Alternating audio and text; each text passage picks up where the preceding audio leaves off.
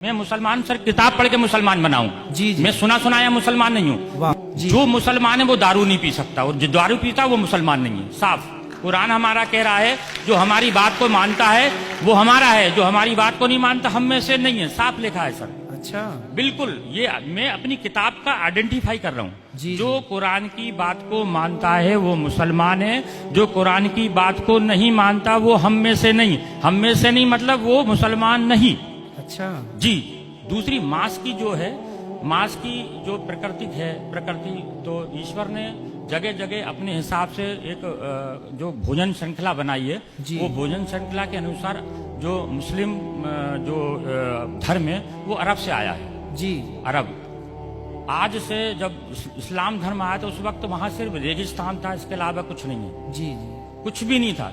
सिर्फ एक तरह का फल पैदा हुआ करता था, वो था खजूर, जो आज भी पैदा होता है। इसके अलावा किसी तरह का अन्न नहीं या किसी तरह की कोई सब्जी या किसी तरह का कोई भी कुछ भी नहीं होता। जी।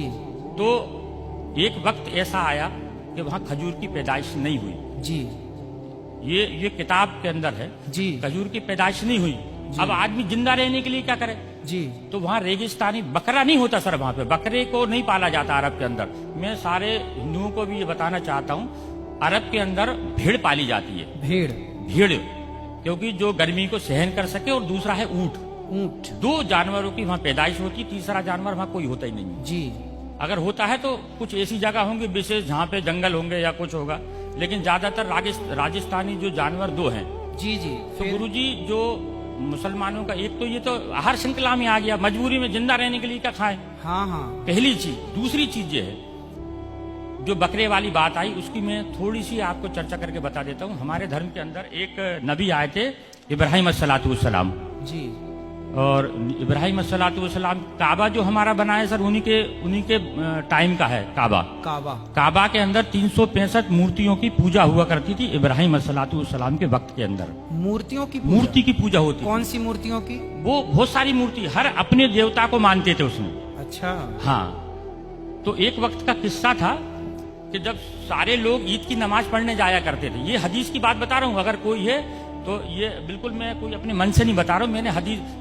मैं मुसलमान सर किताब पढ़ के मुसलमान बनाऊं। जी जी। मैं सुना सुनाया मुसलमान नहीं हूँ। मैंने धर्म को पहले पढ़ा है, फिर उसके ऊपर लागू करा है, अमल किया है। अमल करा। मैंने किसी से मुल्ला ना मौलवी से मैंने किसी से ज्ञान की प्राप्ति नहीं करी, मैंने किताबों का ज्ञान पढ़ा है। बिल्कुल ऐसे ही होना चाहिए। और मुसलमानों को भी अपने धर्म ग्रंथों को खूब इनकी तरफ पढ़ना चाहिए, गहराई से।